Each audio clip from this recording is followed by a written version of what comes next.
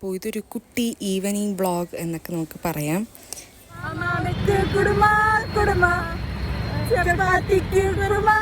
പുതിയ പാട്ടാണ്, നമ്മുടെ വണ്ടിയിലത്തെ പാട്ട് ഇതായിരുന്നു.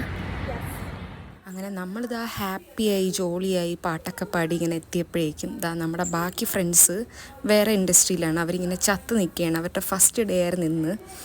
അപ്പോൾ നമ്മൾ ഇന്നലെ ആയിരുന്നു ചത്ത് നിന്നത്. ഇന്ന് നമ്മളൊരു യൂസ്ഡ് ആയി. അവരിതാ ചത്ത് എന്ന് പറയാണ്.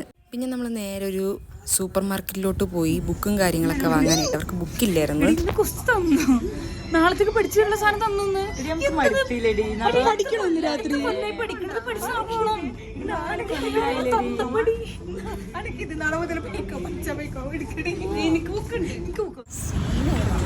അവരുടെ രോദനമായിരുന്നു നിങ്ങളിപ്പോൾ കണ്ടത്.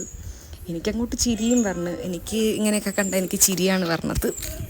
അത് കഴിഞ്ഞ് നമ്മൾ അവരുടെ വിഷമം മാറ്റാൻ വേണ്ടിയിട്ട് സ്ട്രീറ്റ് ഫുഡ് എക്സ്പ്ലോർ ചെയ്യാമെന്ന് വിചാരിച്ച് അങ്ങനെ നമ്മളെല്ലാവരും കൂടെ ഒരുമിച്ചാണ് വാങ്ങണം കേട്ടോ ഒരു ഐറ്റം. അങ്ങനെ ഒരുമിച്ച് വാങ്ങും. അങ്ങനെ പാനിപ്പൂരി, പാവ് ബജി അങ്ങനത്തെ സംഭവങ്ങളൊക്കെ കൊണ്ടുവയ്ക്കണത് മാത്രമേ ഓർമ്മ കാണുള്ളൂ.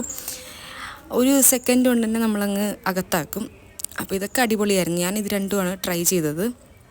പിന്നെ അതുകൂടാതെ അവർക്കല്ലേ കൂടുതൽ വിഷമം. അങ്ങനെ അവർ പിന്നെയും എന്തൊക്കെയോ സാധനങ്ങൾ വാങ്ങിയായിരുന്നു. അങ്ങനെ ഒരു 2-3 കടയിൽ പോയി. ആഹാ റെസ്റ്റോറൻറ്റ്, പിന്നെ ഈ ഒരു ഡംപ്ലിംഗ് മങ്കി അങ്ങനത്തെയൊക്കെ അവിടെയൊക്കെ പോയി. ഇതെന്താണ്? ഇത് മോമോസ് കഴിക്കുകയാണ് അവർ. ഞാനങ്ങനെ ഒന്നും കഴിച്ചിട്ടില്ല. ഞാനത് 2 കഴിച്ചുള്ളൂ. എനിക്ക് അത്ര വിഷമമില്ലായിരുന്നു. ഇനി പൈസ ചിലവാക്കിയാലായിരിക്കും എനിക്ക് വിഷമം പറഞ്ഞത്. പിന്നെ അവരെ വിഷമം തീർക്കാൻ ഫ്രഞ്ച് ഫ്രൈസും കൂടെ കഴിച്ച് അവസാനിച്ച്. പിന്നെ ഇത് ഞാൻ പിറ്റേ ദിവസത്തെ കാര്യം കാണിക്കുകയാണ്. അതായത് ഇത് ജിഗർദണ്ഡ എന്ന് പറയും. അപ്പോൾ ഇവിടെ തമിഴ്നാട്ടിൽ അല്ലെങ്കിൽ ചെന്നൈയിൽ അത്യാവശ്യം ഫേമസ് ആയിട്ടുള്ളൊരു സംഭവമാണ് ഈ സാധനം.